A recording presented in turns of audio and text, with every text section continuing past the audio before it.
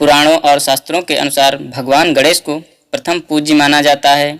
अपने कार्यों को संपूर्ण बनाने तथा शुभ कार्य करने से पहले श्री गणेश भगवान की पूरे विधि विधान के साथ भगवान गणेश की आराधना की जाती है।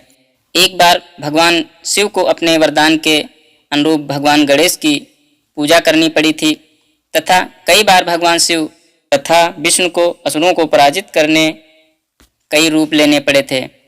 और आज हम बात करेंगे भगवान शिव को क्यों करनी पड़ी थी श्री गणेश की आराधना।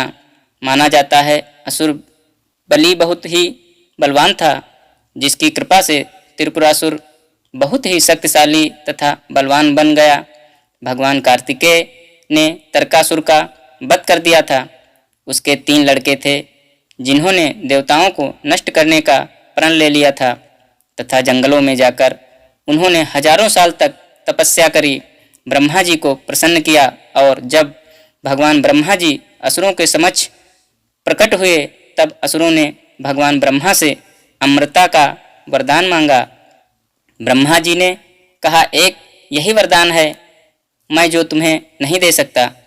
उसके बाद तीनों असुर सोच विचार कर योजना बनाते हैं कि हमारे लिए 3 नगरों का निर्माण कराया जाए तथा विश्वकर्मा जी द्वारा 3 नगरों का निर्माण किया गया।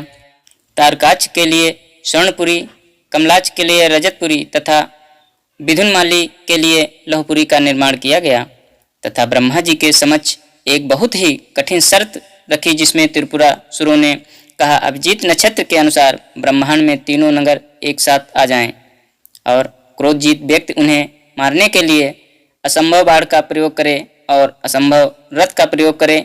ब्रह्मा जी तथास्तु कह देते हैं। वरदान प्राप्त करने के बाद त्रिपुरासुरों ने चारों तरफ कोहराम मचा दिया, सत्पुरुषों को परेशान तथा देवताओं को लोक से बाहर कर दिया तथा किसी भी देवतागण के पास उनका मुकाबला करने का साहस नहीं था। परेशान देवतागण भगवान शिव के समक्ष जाते हैं। उसके बाद इन सुरों का वध करने का जिम्मा भगवान शिव उठा लेते हैं।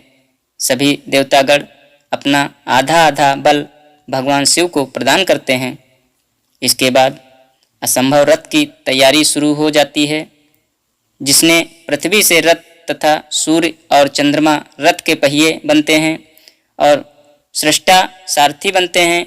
मेरु व्रत पर्वत धनुष और बासुकी बने धनुष की डोर। इस प्रकार असंभव रथ तैयार हुआ। जब रथ डगमगाने लगा तब विष्णु भगवान सब बनकर रथ से जुड़ गए। इसके बाद जब भगवान शिव त्रिपुरासुरों का विनाश करने रणभूमि में उतरे तब उन्हें हार का सामना करना पड़ा, क्योंकि भगवान शिव गणेश जी की आराधना करना भूल गए थे तथा फिर बाद में भगवान गणेश की आराधना की गई और मोदक तथा लड्डुओं का भोग लगाया गया। उसके बाद भगवान शिव ने बाढ़ में अग्नि, वायु, विष्णु तथा यम भगवान शिव के बाण चलाया और त्रिपुरासुरों का जलाकर भस्म कर दिया। उस दिन से भगवान शिव को त्रिपुरा तक नाम से भी जाना गया तथा इस दौरान भगवान शिव की आँखों से आंसू छलक जाते हैं तथा जहाँ पर भगवान शिव के आंसू गिरते हैं वहाँ पर रुद्राक्ष का पेड़ उग जाता है। रुद्र का अर्थ होता है भगवान शिव और अक्ष का अर्थ होता है आत्मा। इस प्रकार भगवान शिव ने युद्ध में विजय पाई तथा वक्त वक्त भगवान को भिन्न भिन्न प्रकार के अवतार लेने पड़ते हैं तथा बुराई पर अच्छाई की हमेशा जीत होती है। धन्यवाद दोस्तों।